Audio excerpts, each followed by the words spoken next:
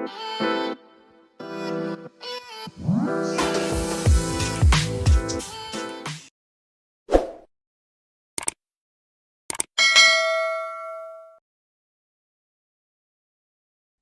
thank you, Bryant, for joining me today, for making the time to come and talk to me.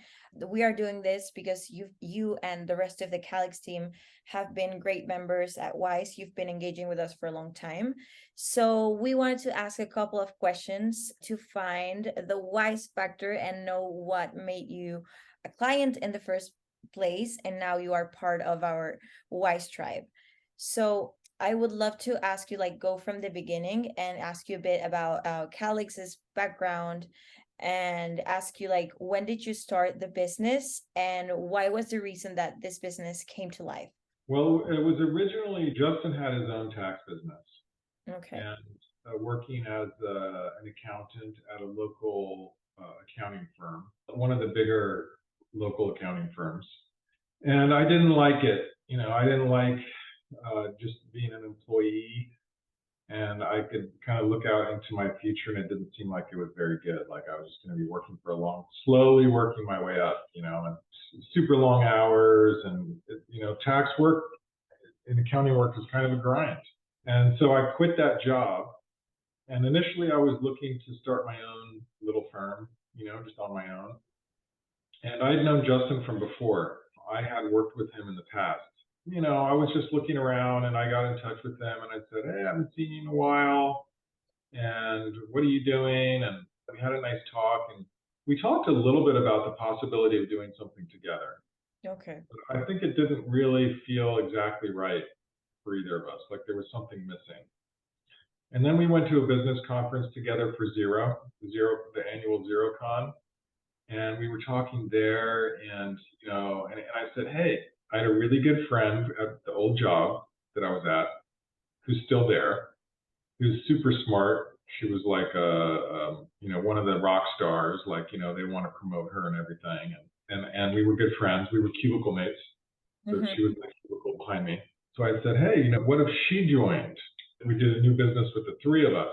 Like, I think that would be really exciting." And he was interested too. So then I got in touch with her, and she was interested, and a couple of months later, she said, okay, let's do it. So then we started this business together. And it was mostly Justin's clients. So it was his client base. So Jamie and I essentially kind of bought into his business, and then we started a new business together, each as 1/3 owners.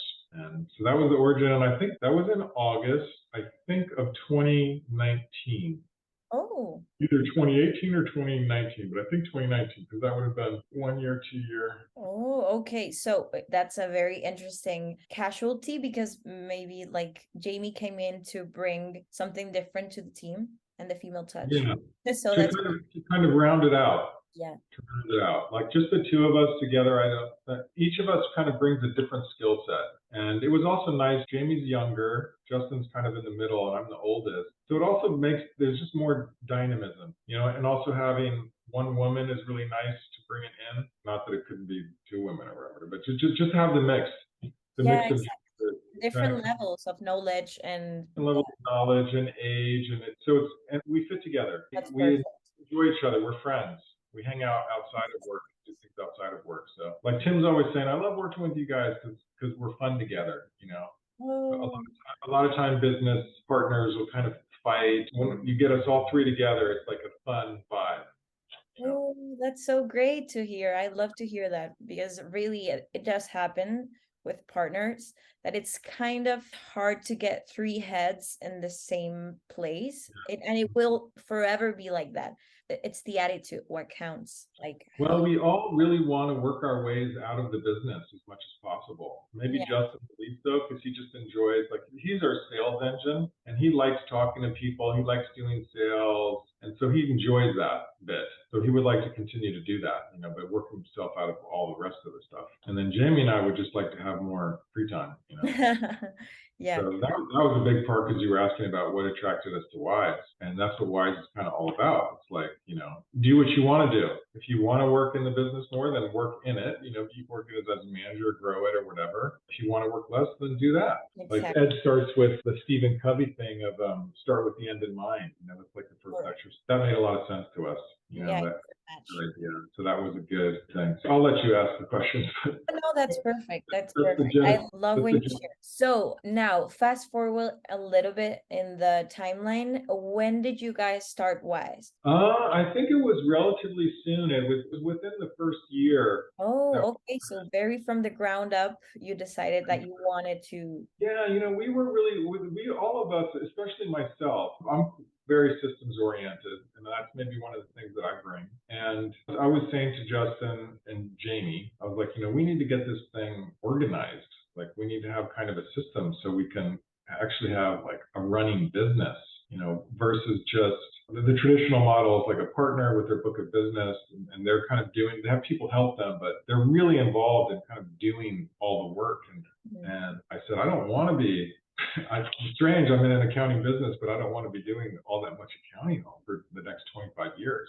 And so we have to figure out, like, how do we put it together? And we were we were doing that. And I think Justin, he's always got his eyes out for new things. He's the most entrepreneurial of all of us. We're usually having to rein him in. He'll have new ideas and things. So he's always on the lookout for stuff. And he came across Wize. I don't know how he came across it, but he just came across it. We were looking at it, and I think we got that original pamphlet, whether it was paper or online, I don't remember, but it looked really good. It looked like they were saying everything exactly like what we wanted to do, but we know how to do it all. And this was like, oh, someone's already kind of got it exactly figured out. Like, I don't need to reinvent the wheel. So it's like, this is exactly what we want. They're saying we have all the systems. And what was really interesting is that they were actually doing it. A lot of business coaches will say, like, okay, you need to do this, you need to do that. They aren't actually doing it. And I was like, oh, they own accounting firms. Like, this is how their firms are structured. So it seemed like there's just basically, a blueprint or a map, and all we have to do is implement it, which is itself not that easy, but it's a lot easier than coming up with it all and then implementing at the same time. Yeah, and basically, when you are in a position where you are jam-packed, you are not thinking about growth. You're just busy, straight up busy. And when you have free time to not think about the business, you don't want to think about improving the business. So basically, if someone gives you that's the way I see it. Like, for me, when I started working, it was like, this is great. This is genius. Like, how are you helping so many people with these things? And just like a simple letter to ask something to a client, but it's a lifesaver. It saves time in that sense. So yeah, it's cool that you share that, and thank you for sharing that. I also wanted to ask you, so down the timeline, when you've already started Wize, Justin got the two of you convinced about starting something like this. What were your first steps? Where did you start from? What was the first change that you could see where you said, okay, this might be it? Well, it's just following the Wize method, basically, because they've got everything kind of laid out step by step. And so we met with Ed and Jamie originally. Yeah. And OG mentors. yeah, the original mentors. I wish we had been a little further along when we started, actually, because then we could have taken, I think, even more advantage of meeting with them. But they essentially were just taking us through the steps, in the first, literally hand holding us through it with the Excel sheets open, like typing the answers and stuff at the same time. So they were like not dragging us because we were willing, but literally like pulling us, like, here you go. Yeah. And so the first things was just beginning to start to understand the team concept and the communication traffic, like the traffic flow communication that Ed talks a lot about, and just understanding the deep and narrow team concept and starting to understand that. And then also starting to have a real broad plan for, okay, so where do we want to be in 5 years? What income do we want to have, and how much time do we want to spend on the business? That's basically the starting point. So they're saying, and I think we wanted, at the time we were saying we would like about 300,000 a year each and be working minimally on the business. I mean, not much on the business. So it's like, okay, if you want that, you need about 3 teams minimum, each doing $1 million or a little over $1 million in revenue. That's kind of been our goalpost since the beginning. And we're just now getting kind of 2 teams in place, or second, we're just starting to close to getting 2 proper teams running. And that's taken us a while. We've been maybe slow. I don't know. I'm sure some people are a lot faster, maybe some are slower, but I wish it had gone maybe a little faster. Just the implementation is tough. Yeah, it's a matter of doing. Challenging the business going, but we've got now quite a bit more people from the Philippines. Okay. Like we've gone through a lot of hiring and letting go and hiring and letting go. I think maybe that's one of the hardest parts Yeah. is like that's what Ed talks about when he says the stable terminals. Mm. People that really fit your business and fit in the culture and are going to be there for a while so that you can invest in them. And then, as they get better and better, like the whole business just really starts to click at a certain point. And I think we're starting to see the beginnings of that happening. Wow, Which exciting. is really exciting. So a lot of work is slowly getting taken off of my plate. It's super encouraging to actually see it happen. But to get there, you go through hard times. We had someone who wasn't working out. It's easy to get discouraged. Yeah. So at times, I think we've all gotten discouraged in different ways, but we keep at it. And that's where the regular coaching, I think, helps a lot. Like just meeting with Tim each month gives us an opportunity to like talk about what we've been up to. And he's invested, so he knows. And he's like, hey, how did that go? How did this go? And it kind of just helps to keep your eye on the kind of the longer vision and that we are moving in a certain direction. That's great. And I love to hear that because I was just wanted to ask you from what you said, the culture. So you set up a culture, you set up a team.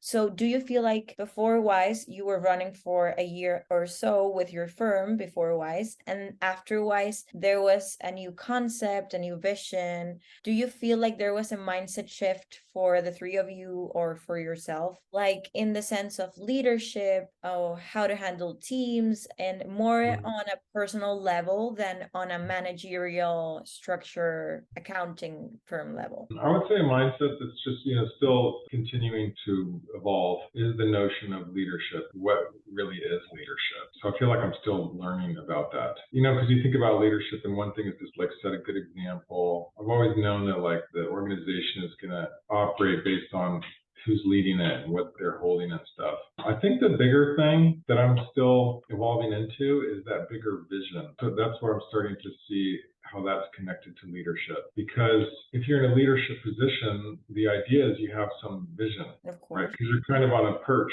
You're raised above the others. So hopefully you see something. It's kind of like if you were leading people across a terrain, Exactly. And you need to be able to look up and see like, okay, no, I know there's a trail that way, so follow me, right? Like having that sense of vision, I think that's still something I'm kind of evolving more and more into, like what really is our vision. So maybe that's a mindset that's starting to, what really is our vision, where are we really headed? Yeah, that's I perfect. think it talks a lot about that. I'm still learning. So, Yeah. in which part of your journey with all this leadership and then your firm structure and everything, where do you feel like Wize has impacted in a bigger way? Like, which area of the business have you seen a bigger impact? I think it's an impact right across the board. Basically, we're trying to implement the Wize model. I mean, we want our firm to look like the other guys' firms. We want it to look like Tim's firm, and each one is a little different, right? But we want it to look like Tim's firm and Ed's firm and Jamie's firm. We want to implement the full model. It just totally makes sense. So we're constantly oriented on that. Like we use all the same terminology, production managers, client managers, and more everyone's on that same page, all the people that work here. We're aiming for those 3 teams. We've got 2 teams now, and our initial goal is like, let's get to those 3 teams. So that's where we're, and more like to implement all the other pieces, like the bonus system and tracking client feedback and employee feedback, their like net promoter score, whatever, and all those metrics. I mean, to us, it's like, as far as accounting firms go, that's what's cool about Wize, it's actual accounting firms. This is a great way to run an accounting firm. And it's also built on that outsourcing, that we have the employees in the Philippines, key. And so Wize turned us on to that. I don't think we would have done that on our own so well, because what do we know about outsourcing before we started talking to Wize? Nothing about it. Like Jamie originally took us on, and he took us to the job boards and he filled out job ads on the top grading system. Yeah, Jamie is the talent guru, the hiring recruitment guru. So I think this was before you had before Wize was doing recruiting. So he just took us through his exact process, what he does. And he did it for us. Like we watched as he was doing it. And then he went ahead and put it on paper, and now he's helping lots of people with the same tools that he helped you back in the day. So I think that's amazing because the ad he put up is Rupa. That's who we got from that ad that he put up. He was the first person that started with us, and she's amazing. She's absolutely amazing bookkeeper. Yeah, I'm so glad to hear that everything's going well with her and the business itself. We would love to have you back at the master classes. So maybe when you Yeah, have less, I would love less to. I would love to come back too. yeah, yeah, we would love to have you back. I have one last question for you, Bryant, because I know I have taken more of your time than I should, but I wanted to ask you more on a personal note.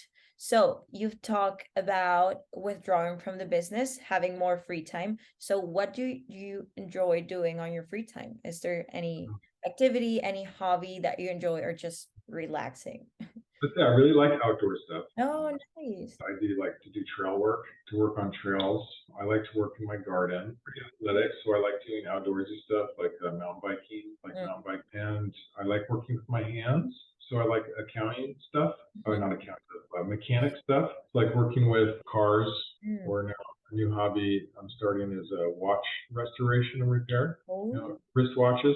Have you Yeah. seen this videos this guy makes online where he's fixing the watches? Yeah, I have seen a few. Do you know who you're That's talking about? so Yeah. It's fun because it's so tiny. yeah, that's and the tools that you use to All the just little tools. Yeah, it's cool. The watches are they're just so miniature, and they've got all these little gears and things that move around and stuff. and you recently started doing this. You started doing that? No, no, no. I'm asking you, did you Yeah. start doing that? So you bought all the little tools and then Little tools. the magnifying glass. Yep. Wow, that's such a cool hobby, hands It's down. fun to yeah. Best one out of the list. So you have Yeah. to start a video page like I don't Right. want to mention TikTok. Where is that gonna leave me? Not TikTok. No, I would start a video page. The theme would be what it's like for someone to just learn it. Yeah, The idea of like, hey, what's it like to just learn this new skill? That to take you on the journey of learning it, because other people could learn it too if they want.